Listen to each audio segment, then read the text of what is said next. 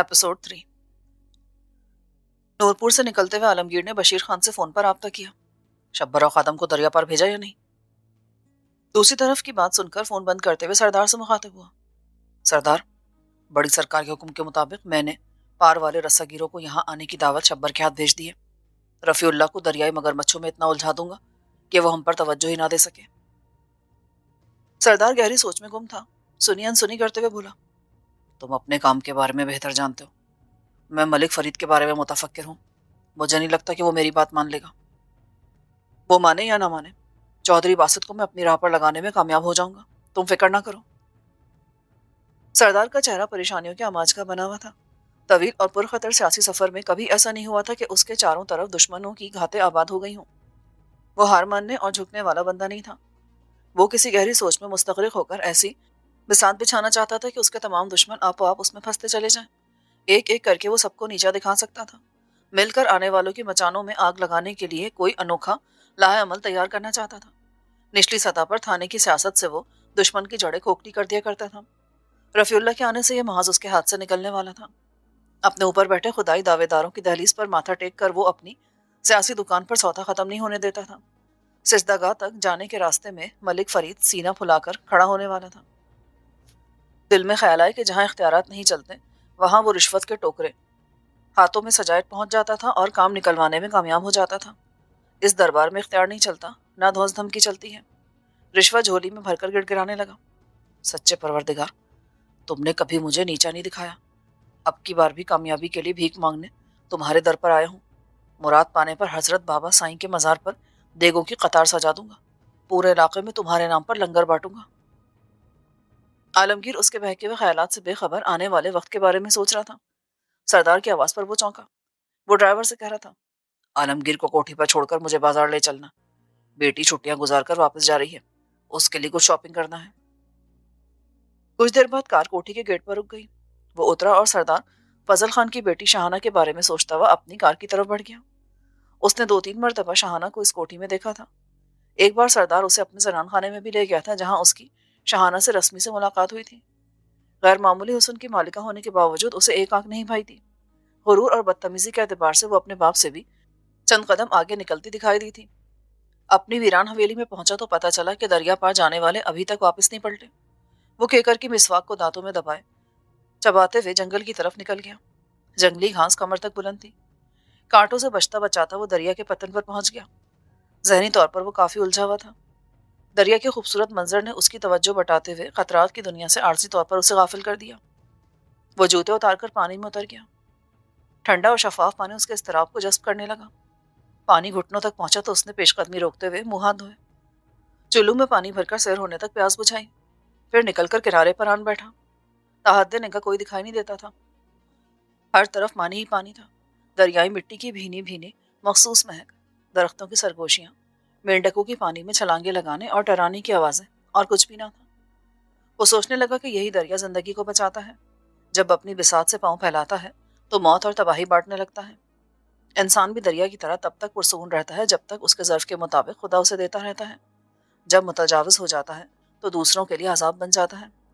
सरदार भी उन्हीं लोगों में से था। उसकी औलादे नरीना नहीं थी। दौलत बेहद हिसाब थी। 50 मुरब्बों के करीब ज़रे अराजी थी जो उसकी दौलत में हर फसल पर बेतहाशा इजाफा कर देती थी। इंतखाबी मौसम पर लाखों रुपए इन्वेस्ट करके करोड़ों की फसल आने वाले इलेक्शन तक काटता रहता था। हर गांव में उसने एक टाउट बना रखा था जो उसके लिए कमाता था। लोमड़ की तरह शेर का झूठा खाकर गिरबान खोलकर घूमा करता था। ऊपर से नीचे तक हथेली के हराम की भीख मांगने वाले ने कभी भी ये नहीं सोचा था कि वो किसके लिए सब कुछ कर रहा है। एक बेटी के लिए। हालांकि वो जितना कुछ इकट्ठा कर चुका था वो 10 बेटों की 10 नस्लों के लिए काफी था। हवस खत्म होने के बजाय मुसलसल बढ़ती चली जा रही थी। उसे अपनी माँ याद आ गई। आधा दिन गारमेंट फैक्ट्री में मुलाजमत करती, बाकी दिन सिलाई कढ़ाई करके चंद टके जोड़ती। कुछ से पेट भर लेती, कुछ से तन ढांप लेती। कहीं से बेटे के लिए यूनिफॉर्म मांग कर लाती तो कहीं से उसके स्कूल की फीस। किसी घर से सेकंड हैंड किताबें उठा लाती और बेटे के सामने रखते हुए कहती, किताब एक दो बार पढ़ ली जाए तो उसमें छुपे खजाने कम नहीं पड़ते। तुम इसे पूरा साल खर्च करने के बाद भी इतना ही लबरेज पाओगे। माँ ठीक कहती थी। पूरा साल पढ़ने के बाद भी उसमें शामिल लफ्जों की तादाद में कमी वाकई नहीं होती थी। वो सोचने लगा, میری ماں اپنا اقتدار گنوا کر تمام عمر ایک بیٹے کو تعلیم دینے پر اکتفا کیے بیٹھی رہی۔ کرائے کے مکانوں میں رہتے ہوئے اس کے دل میں کبھی بھی یہ خواہش پیدا نہیں ہوئی تھی کہ بھری دنیا میں اس کا بھی اپنا گھر ہونا چاہیے۔ اس نے علم کی سلطنت میں اپنے بیٹے کا گھر بنانے میں ہی بتا دی تھی۔ اس کے برعکس یہ کمبخت پوری دنیا کو اپنے قدموں پر جھکانے اور بیٹی کو پوری تحصیل کا مالک بنا دینے کے لیے ہر لمحہ جہنم کا ایندھن خریدنے میں برسر پیکار رہتا ہے۔ کیا کرے گا وہ اتنی دولت اپنی بیٹی کے قدموں میں ڈال کر؟ اس کا انہماک بڑھتا جا رہا تھا۔ کندھے پر ہاتھ کا بھاری لمس محسوس کر کے وہ چونک پڑا۔ گردن موڑ کر دیکھا تو بشیر خان کو خود پر جھکے پایا۔ اس کے بیٹھنے کے لیے پہلو میں جگہ بنائی۔ آؤ بشیر خان، لگتا ہے تم بھی میری طرح سکون کی تلاش میں ادھر آ نکلے ہو۔ نہیں، میں تو تمہاری تلاش میں ادھر آیا ہوں۔ دونوں بیٹھ کر باتیں کرنے لگے۔ ظاہر ہے دونوں کی گفتگو کا موضوع رفیع اللہ، ملک فرید اور سردار فضل کی تکونی تھی۔ اگلے دن اس نے کلاس سے ناغہ کر لیا۔ دل لمبی تان کر سونے کو مچل رہا تھا۔ کسل مندی کی حالت میں وہ سی ڈی پلیئر میں فلم لگا کر بیٹھ گئی۔ اندیکھی فلم جہاں سے چھوڑی تھی وہیں سے چلا کر دیکھنے لگی۔ جذبات میں ہلچل مچانے والے مناظر آنکھوں کو حیرہ کرنے لگے۔ ہیرو میں رئیس کی شکل کی مشابہت تلاش کرنے لگی۔ وہ سوچنے لگی، فلم کو چلانے اور بند کرنے کا اختیار میری انگلیوں کا حاصل ہے۔ کاش کے قسمت کا ریموٹ بھی میرے ہاتھ میں ہوتا۔ بٹن دبا کر رئیس کو اپنے پاس بلا لیتی، جی بھرتا تو واپس بھیج دیتی، ہمیشہ اپنے اختیار میں رکھتی۔ اچانک دروازہ کھلنے کی آواز پر وہ چونکی۔ رحمت بھی ناشتے کی ٹریلی اندر داخل ہوئی۔ شانی بی بی، ناشتہ تیار ہے، اٹھ کر منہ ہاتھ دھو لو، تمہارے پاپا کا فون آیا تھا۔ میں نے بتایا کہ بی بی کی طبیعت ٹھیک نہیں، اس لیے آج یونیورسٹی نہیں گئی ہے۔ کہہ رہے تھے کہ جب جا کے تو فون پر میری بات کروا دینا، تم ناشتہ کر کے ان سے بات کر لینا، ورنہ وہ پریشان رہیں گے۔ وہ منہ ہاتھ دھوئے بغیر ناشتہ کرنے لگی۔ منہ چلانے کے ساتھ ساتھ ہاتھ بھی چلانے لگی اور اپنے باپ سے رابطہ کرنے لگی۔ آپ کیسے ہیں؟ ماما کیسی ہیں؟ بیٹا ہم دونوں کا ٹھیک ہونا تو تم پر منحصر ہوتا ہے، تم ٹھیک تو ہم بھی ٹھیک، ورنہ بڑھاپا عود کر آتا ہے۔ پاپا، مجھے بھی آپ سیاسی بیانوں پر ٹرخانے لگے ہیں۔ میں جھوٹی خوشامد پر آپ کو ووٹ نہیں دوں گی، بلکہ ماما کے بیلٹ باکس سے جڑ کر کھڑی ہو جاؤں گی۔ سردار فضل ہنسنے لگا۔ یقین ہو گیا کہ بیٹی بالکل ٹھیک ہے۔ تمہارے اچھے مستقبل کے لیے دل پر ہاتھ رکھ کر تمہیں لاہور بھیجا ہے۔ جب تک لاہور رہو گی دن گن گن کر گزاروں گا، جب آ جاؤ گی تو تمہیں رخصت کرنے کے لیے دن گننے لگ جاؤں گا۔ ہائے پاپا، محبت بھی کرتے ہیں اور بھگانے کے چکر میں بھی پڑے رہتے ہیں، ایسی باتیں نہ کیا کریں، مجھے لاج آتی ہے۔ اگر میں آپ پر بوجھ بن گئی ہوں تو یہیں مر کھپ جاتی ہوں، گھر آ کر کیا کروں گی؟ باپ کا دل آسودگی سے معمور ہو گیا۔ وہ فون بیوی کو پکڑاتے ہوئے بولا، لو بیٹا، اپنی ماں سے بھی بات کر لو۔ ہم باپ بیٹی کے بیچ میں دیوار بن کے کھڑی ہو جاتی ہے۔ ماما، پاپا بھی تو ہم دونوں کے محبت بھرے کمرے میں بغیر دستک کے گھساتے ہیں، ان کی باتوں کا مائنڈ نہ کیا کریں۔ ماں دعائیں دینے لگی، پھر بولی، تمہارے پاپا چلے گئے ہیں، بتاؤ مجھے کوئی ہم دونوں سے چرا کر تمہیں دور لے جانے والا آیا یا نہیں؟ اگر نہیں آیا تو تمہیں میری بات ماننا پڑے گی۔ میں نے فیصلہ کر رکھا ہے کہ تمہیں سردار اکرم خان کے بیٹے سرور خان کی انگوٹھی کا نگینہ بنا دوں گی۔ اگر تمہیں سرور خان پسند نہیں ہے تو پھر تمہیں اپنے باپ کی بات مجبوراً ماننا پڑے گی۔ سردار اکرم خان اس کی ماں کا بڑا بھائی تھا، علاقے کا معروف کاروباری شخص، کاٹن جننگ کے کاروبار سے منسلک تھا۔ 3 فیکٹریاں اور چند ایک کمپیوٹرائز کانٹے اس کے بیٹے سرور خان کی ملکیت میں تھے۔ اتنی مالیت کی جائیداد چھوٹے کے بیٹے کے نام پر بھی تھی۔ ماما، میں پھر کہتی ہوں کہ نہ تو میں آپ کی مرضی پر چلوں گی اور نہ ہی پاپا کی بات مانوں گی۔ اور ہاں، آپ کی اطلاع کے لیے عرض کرتی ہوں کہ میرا آئیڈیل مجھے دکھائی دینے لگا ہے، ابھی اس کی شبیہ تھوڑی دھندلی سی ہے، جب واضح ہوگی تو آپ کو مطلع کر دوں گی، اور اب اللہ حافظ۔ اس نے ماں کا جواب سنے بغیر ہی فون بند کر دیا۔ ابھی ہاتھ منہ تک بھی نہ پہنچا تھا کہ فون دوبارہ بجا۔ اسکرین پر آئے نمبر کو دیکھا تو مسکرانے لگی۔ ماں کال بیک کر رہی تھی۔ اس نے گود میں پڑے فون پر کال ریسیو کی اور لاؤڈر آن کر کے گود میں رکھ لیا۔ بے وقوف لڑکی، اتنی اچھی خبر دینے کا یہ کون سا طریقہ ہے؟ جانتی ہو کہ جب تک مجھے تفصیل نہیں بتاؤ گی نا، مجھے چین کی نیند نہیں آئے گی۔ شاباش، اب جلدی سے شروع ہو جاؤ۔ اس نے کنکیوں سے وارڈروب میں ملبوسات کو ترتیب دینے میں مصروف رحمت بی کی طرف دیکھا اور سر جھکا کر بولنے لگی، اس کا نام رئیس ہے، میرے ڈپارٹمنٹ میں پڑھتا ہے، امیر اور بہت بڑے خاندان سے تعلق رکھتا ہے، مجھ میں انٹرسٹ لیتا ہے، ابھی تک کھلا نہیں، کھلے گا تب آپ کو تفصیل سے بتلاؤں گی، آپ پاپا سے بھی کوئی بات مت کیجیے گا۔ ماما اور تفصیل جاننا چاہتی تھی لیکن اس کے پاس بتانے کو مزید کچھ نہ تھا، اس لیے گفتگو میں تشنگی رہ گئی۔ فون بند کر کے وہ رحمت بی سے مخاطب ہوئی، تم میرے لیے چائے لے آؤ، ناشتے کو دل نہیں کرا۔ रहमत भी चाय लाने किचन में चली गई। वो अपनी माँ के बारे में सोचने लगी। वो शानी से बहुत प्यार करती थी। इकलौती होने के सबब वो माँ और बाप की आंखों का तारा थी। बेटे की ख्वाहिश में उसके बाप ने 3 शादियां की थी। दूसरी बीवी बगैर को बच्चा जाने बीमार होकर मर गई। तीसरी 6-7 साल तक बांझ रही और सरदार के ताने झेलती रही। एक मर्तबा फट पड़ी और कहने लगी कि दोनों डॉक्टर के पास चलकर अपना चेकअप कराते हैं। हो सकता है कि वो बांझ ना हो, सरदार बांझपन की हद तक कमजोर हो। सरदार ने उसे तलाक देकर कोठी से चलता कर दिया। बीवी पाँव से जूते की मानन चिपकी रही तो अपनी औकात में रहती है। तीसरी बीवी पाँव से निकलकर सरदार के सर में पड़ने लगी तो उठाकर बाहर फेंक दी गई। तब से दोनों मियाँ बीवी शाहाना पर सब्र करके बैठ गए थे। चाय पीने के दौरान उसने अपनी दोस्त सुमेरा का नंबर डायल किया। राब्ता होने पर पता चला कि वो कैंपस में थी। शानी को छेड़ने के लिए बोली, आज तुम क्लास में नहीं आई, कहीं ऐसा तो नहीं कोई इश्क की सच्ची किताब पढ़ाने के लिए अपने पैरों पर चलकर तुम्हारे पास पहुंच गया हो? बातें बनाती रहती हूँ, जानती भी हो कि मुझे पढ़ाने वाला भी दुनिया में नहीं आया। जब आएगा ना तो सबसे पहले तुम्हें बताऊंगी। झूठ के पैर नहीं होते। इश्क होता है तो सबसे पहले छुपने और छुपाने का सबक असबर कराता है। कहो फोन कैसे किया? वो सोच में पड़ गई। उसने फोन रईस का नंबर लेने के लिए किया था। दिल में छुपा चोर अंगड़ाई लेकर जाग गया। उसे रोकने लगा कि फोन नंबर लेने से सुमेरा खटक जाएगी। तुम्हारी क्लास में पहुंचने से पहले ही वो हर एक पर तुम्हारी कारगुजारी की रिपोर्ट खोल देगी। उल्टी सीधी बातें करती रही। फोन नंबर लेने की तरकीब सोचती रही। सुझाई दिया तो बोल पड़ी, सुमेरा, तुम्हारे पास सर मुनीर वास्ती के नोट्स हैं? तुम पागल तो नहीं हो गई? जानती भी हो कि मैं उनका पीरियड कैसे दिल पर पत्थर रख के अटेंड करती हूँ। उनके नोट्स कैसे लिखूंगी? वो दिल ही दिल में खुश होकर बोली, मुझे हर सूरत वो वाले नोट्स चाहिए, आज ही। क्लास में किसके पास होंगे? तवक्को के मुताबिक सुमेरा बोल पड़ी, सरवास्ती साहब के लाडले रईस के पास ही होंगे। कहो तो उससे पूछ लूं। उसे तो मुंह लगाना भी बड़े दिल गुर्दे का काम है। तुम इस तरह करो, उसे कहो कि मेरे फोन पर राब्ता करे, मैं खुद बात करती हूँ उससे। सुमेरा ने हामी भर ली। उसका काम हो गया था। 15 मिनट के बाद एक अजनबी नंबर स्क्रीन पर जगमगाने लगा। दिल रईस के नाम पर धड़क उठा। जी कौन? बहुत गरीब आदमी जो नाम का रईस है। रईस की शोक आवाज सुनाई दी। सुमेरा ने मुझे तुम्हारा नंबर देते हुए राब्ता करने का हुक्म सादर फरमाया है। कह रही थी कि तुम्हें वास्ती साहब के नोट्स दरकार हैं। मैं तभी समझ गया था कि वास्ती साहब को तो वास्ता बनाया जा रहा है। ऐसी कोई बात नहीं, मुझे वाकई उनके नोट्स की जरूरत है।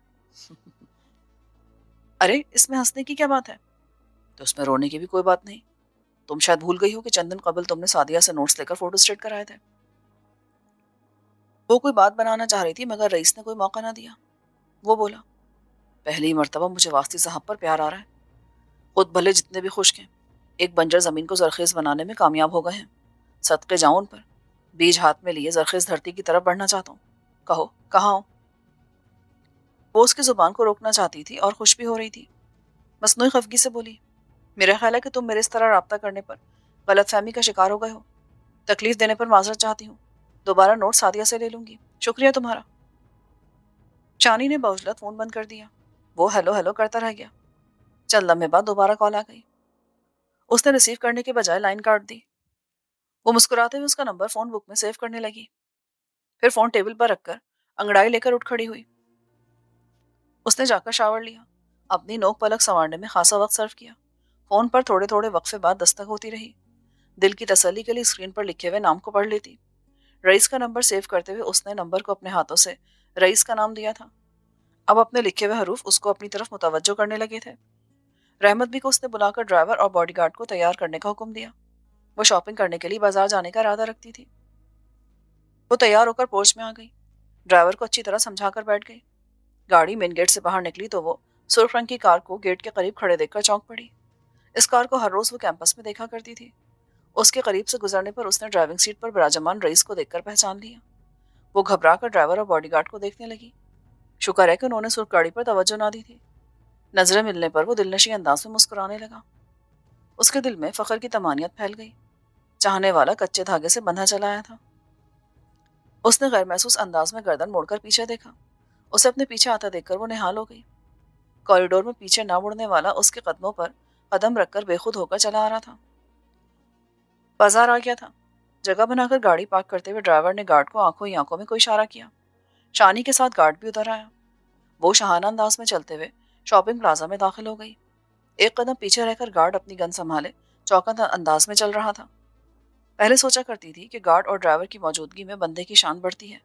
लोग शहाना तमकनत से खाइफ होकर रास्ता छोड़ देते थे। छिछोरे मुंह से राल टपकाते बगलों में मुंह छुपाने लगते थे। मगर आज उसे सब कुछ बुरा लग रहा था।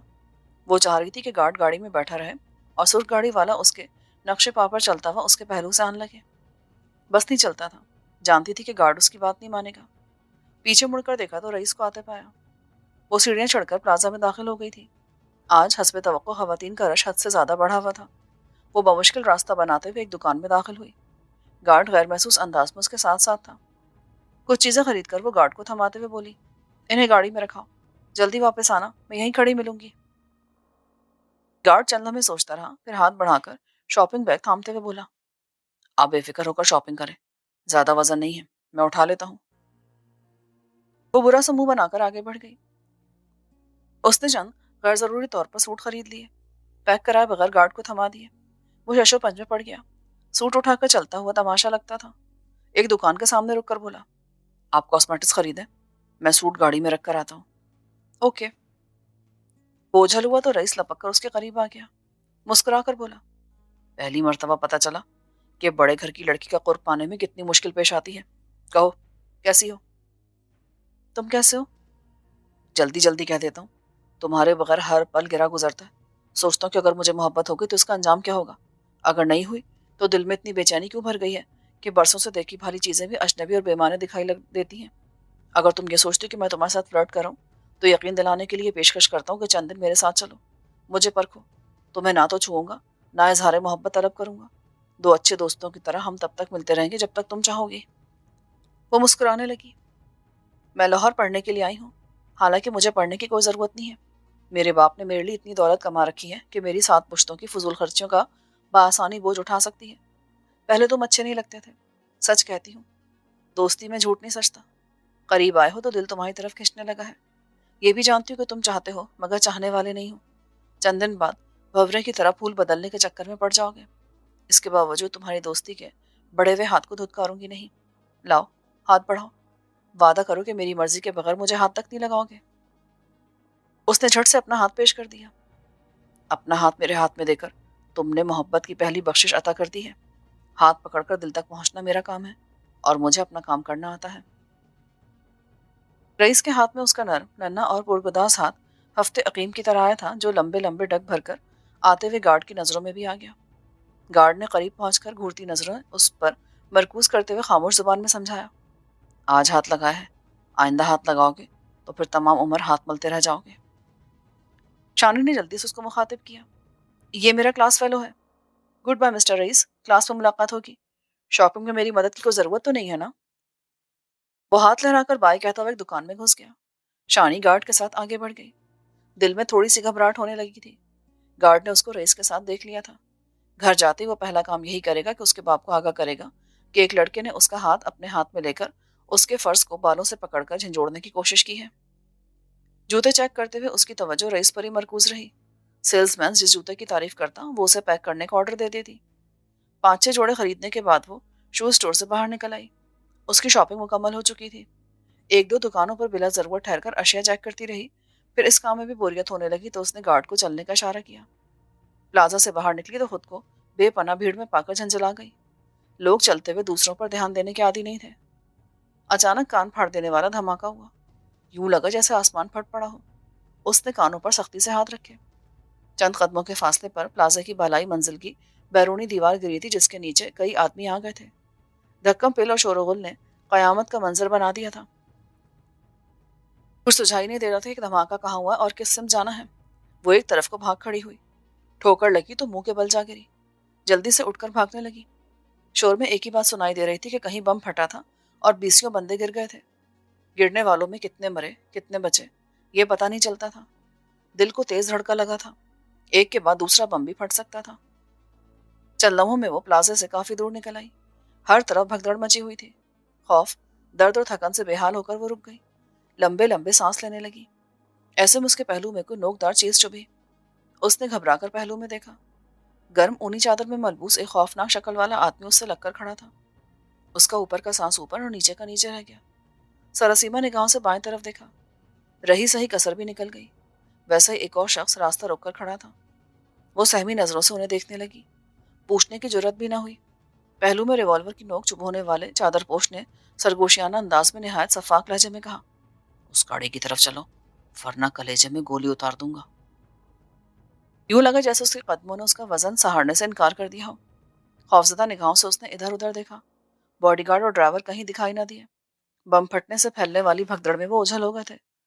वो लहरा कर गिरने लगी तो चादरपोश ने कमर में बाजू हमाइल करके उसे संभाल लिया। चंद लम्हों बाद वो गाड़ी की सीटों के दरमियान फर्श पे बेहोश पड़ी अनदेखी मंजिल की तरफ जा रही थी। होश में रहते हुए गर्द को लिबास पर लगने नहीं देती थी। बेहोश होकर इख्वाकारों के जूतों तले दबी हुई थी। आलमगीर को खबर मिली थी कि रफीउल्लाह 15 दिन बाद यहाँ पहुंचने वाला है। इंतखाबात में अभी 1 माह पड़ा था। वो मुस्तरब हो गया। बशीर खान से सर जोड़कर बैठ गया। वो चाहता था कि उसके आने से पहले पहले ही अपने काम के मुश्किल मराहिल तय कर ले। ये तयन ना हो पाया कि वो काम का आगाज कहाँ से करे। इसी उधेड़-बुन में थे कि सरदार फजल का फोन आ गया। उसने फोन अटेंड किया। सरदार ने फौरी तौर पर उसे अपनी कोठी में तलब किया था। आधे घंटे में वो गाड़ी दौड़ाता सरदार के पास पहुंचा। सरदार को गुस्से की हालत में टहलता पाए तो पूछने लगा, सरदार खैर तो है? सरदार ने उसे सफाक लहजे में कहा, हमारे पास वक्त कम है। बड़ी सरकार का हुक्म है कि फौरी तौर पर चौधरी बासत को अपनी पार्टी में शामिल किया जाए। मैं और बड़ी सरकार दोनों मलिक फरीद के पास गए थे। उसे लेकर चौधरी बासत के डेरे पर भी गए, जहां बैठकर 1.5 घंटे तक मुज़ाकरात हुए। उन दोनों ने हमारी तमाम ऑफर्स को ठुकराकर निहायत सख्त रवैया अपनाया। बड़ी सरकार का हुक्म है कि फौरी तौर पर एक्शन लिया जाए और चौधरी बासत को राम किया जाए। मैं और बशीर खान भी इसी नतीजे पर पहुंचे कि रफीउल्लाह की आमद से पहले हमें अपना काम निपटा लेना चाहिए। उसने चार्ज ले लिया ना तो फिर हमारे लिए बहुत सी मुश्किलात पैदा हो जाएंगी। सरदार फजल उसके करीब सोफे पर बैठ गया। उसकी आंखों में करवटें लेती बेचैनी देखकर आलमगीर ने पूछा, बड़ी सरकार ने एक्शन के लिए कोई लाहेमल भी दिया होगा? अगर मुनासिब समझो तो मुझे बता दो सरदार। मुझे को राह सुझा दो। पता नहीं क्या हुआ है मेरे जहन को कि सही तरीके से काम नहीं कर रहा। हम दोनों ने एक प्रोग्राम तरतीब दिया है। उसे पाया तकमील तक तुम लोगों ने पहुंचाना है। कामयाबी की सूरत में बड़े सरकार के खुसूसी इनाम के मुस्तहक हो जाओगे। सरदार मुझे इनाम का कोई लालच नहीं है। मैं अपने काम को सरअंजाम देते हुए तुम्हारे सिवा किसी की हमदर्दी या इनाम का लालच दिल में नहीं रखता। तुम काम बताओ। चौधरी बासित की 2 बेटियां हैं, बेटा कोई नहीं। सरदार सोफे पर खिसक कर उसके करीब आ गया। दोनों बड़े सरकार के शहर के गर्ल्स कॉलेज में जाती हैं। एक पढ़ती है, दूसरी पढ़ाती है। उनमें से एक को उठाकर बड़ी सरकार के खुफिया अड्डे पर ले जाना होगा, जहां उसको 5-6 घंटे रखना होगा। मेरी बात समझ रहे हो ना? इससे हमें क्या फायदा मिलेगा? मौज मेला करना, जवानी के भूखे घोड़े को चारा डालना, जो जी में आए करना। पर यह ध्यान रखना कि जो भी करना उसे वीडियो कैमरे की आंख में इस तरह महफूज कर लेना कि चौधरी बासित की दुम पर हमारा पांव पक्का पक्का ठहर जाए। मलिक फरीद की झोली से निकालकर चौधरी बासित को अपने कदमों में बिठाने के लिए वीडियो कैसेट का एक मंजर ही काफी साबित होना चाहिए। इख्वा का पता चलने से कबल उसे आजाद कर दोगे। उसके रोंगटे खड़े हो गए। हालिउल ज़हनी की कैफियत में वो सरदार को देखने लगा। बुढ़ापे ने सर मुंह सफेद कर दिया था, मगर मन के अंदर छुपी हुई खबासत में कोई कमी वाकई नहीं हुई थी। सरदार, ये फेयर नहीं होगा। चौधरी बासित की बेटी का हमारी सियासत से कोई ताल्लुक वास्ता नहीं है। कोई और तरीका सोचो। सरदार हत्थे से उखड़ गया। सियासत में ज़मीर और गैरत नाम का कोई जज्बा नहीं होता। हम किसी को पकड़वाते हैं, फिर उसे छुड़वाने के पैसे बटोरते हैं।